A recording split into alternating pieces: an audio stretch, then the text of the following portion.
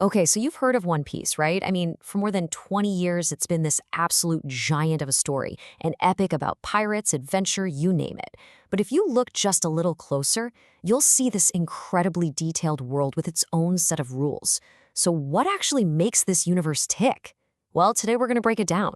We're going to look at the three big things that hold it all together: the dreams that drive our heroes, the frankly bizarre powers they get, and a secret history that the powers that be want everyone to forget.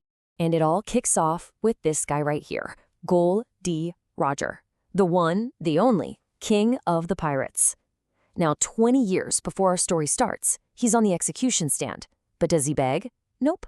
Instead, he basically throws down a challenge to the entire world. He yells out that he left all his treasure, this legendary thing called the One Piece, all in one place. And just like that, with those final words, boom, the great pirate era begins. But, if you think this story is just some big race for gold and jewels, you'd be missing the point completely. The real treasure here, the thing that really matters, isn't some chest full of loot. It's the personal, sometimes seemingly impossible dreams that push every single one of these characters forward. Which brings us to our main crew, the Straw Hat Pirates. So, what on earth makes them sail into the most dangerous waters in the entire world? It's not just about treasure, not really. It's about this relentless chase for their own individual, deeply personal life goals. And man, these dreams are all over the place. You've got their captain, Luffy, who's got his eyes on the biggest prize of all, becoming the next king of the pirates. But his crew, their goals are just as important and so different. One wants to be the best swordsman in the world, another wants to literally map the entire globe. You've got one looking for a mythical ocean, another trying to become a doctor who can cure anything, and one just wants to uncover a forbidden truth. See? Every single one of these dreams is like a compass point, pulling them forward on this insane journey. All right, so if you're gonna chase dreams that big in a world crawling with pirates and marines, you're gonna need some serious power. And in the world of One Piece, incredible, almost unbelievable strength comes from a very strange and very risky place. So how does someone's body turn into rubber, or how can a person literally become fire, or sprout 100 arms out of the ground? The answer is these weird, mysterious things called devil fruits. But this power is no free lunch. It comes with a massive price tag. And these fruits are broken down into three main types. First up, we've got Paramecia. You can kind of think of this as the anything and everything else category. It's the most common type you'll find, and the powers are just wild. They're all over the map. A Paramecia fruit can give you pretty much any superpower you can imagine, as long as it's not turning into an animal or a natural element. And this shows you just how varied they are. Our captain, Luffy, ate the Gum Gum fruit, which turned his entire body into rubber. Super stretchy. Then you have his crewmate Robin, who ate the Flower fruit. This lets her literally sprout copies of her body parts from any surface. I mean, two totally different, kind of bizarre abilities, and they both come from this same Paramecia class. Next up are the Zoan types. Now this one's a lot more straightforward. It's all about turning into animals. If you eat a Zoan fruit, you get the power to transform into a specific animal, and you also get this awesome hybrid form that's part human, part animal. And we're not just talking about regular animals here. These powers can go all the way to ancient dinosaurs and even mythical creatures like dragons. Here's a perfect example for you. This is Dalton. He ate the ox fruit model bison. So he's got his normal human form, right?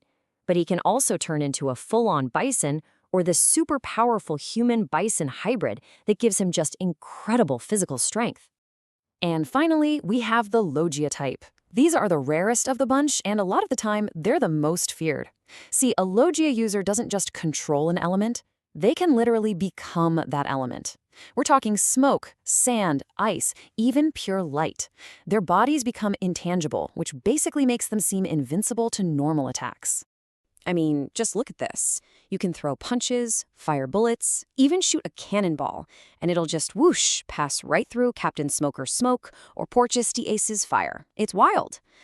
But, and this is a huge but, there's a universal catch to all of these insane powers. The second you eat a devil fruit, you're cursed by the sea. You can never, ever swim again. For a pirate, someone who lives their life on the water, what bigger price is there to pay? But hey, these crazy powers are really just tools. The real story is about why people use them. And that brings us back to the Straw Hat's dreams, specifically Nico Robbins. Her quest to find something called the Rio Poneglyph isn't just some personal mission, it's a direct challenge to the entire world order. And it's what pulls back the curtain on the story's deepest, darkest mystery. So, what is this forbidden secret that Robin is willing to die for? Well, it all circles back to a series of mysterious, completely indestructible stones that are hidden all across the world. These are the poneglyphs. They're these huge, indestructible blocks covered in an ancient language that almost nobody left in the world can read. Each one tells a tiny piece of a much larger, forgotten story. Robin's entire life goal is to find the very last one, the Rio Poneglyph, which is supposed to tell the world's true, unfiltered history. So what kind of history is so important, so dangerous, that it had to be carved into indestructible stone? It's the history of a time known only as the Void Century. I want you to just imagine an entire 100-year chunk of time just gone from the history books. Poof, that's the Void Century. There are no records of it, and the world government, the group that rules this world, has made it a crime punishable by death to even try and find out what happened. It's an insane level of control, which really makes you wonder, what are they so desperate to hide? And you gotta understand, the government isn't just making idle threats here. This whole thing is deeply, deeply personal for Robin. Her home, the island of O'Hara, was this incredible place filled with the world's best scholars. And their only crime? They were studying these forbidden stones. So what did the world government do? They ordered something called a buster call. That's not just an attack. It's a command to literally erase an island from existence. They wiped O'Hara off the map, and Robin was the only one who made it out alive. Okay, so we've got these personal dreams, these incredible powers, and this massive forbidden history. Let's zoom out a bit and look at the actual world stage, where all of these things are about to collide. The geography of this world is pretty unique. The whole planet is circled by the Red Line, this one massive continent where the world government has its capital. And cutting across it is the Grand Line, this chaotic strip of ocean where compasses go haywire and the weather is a total nightmare.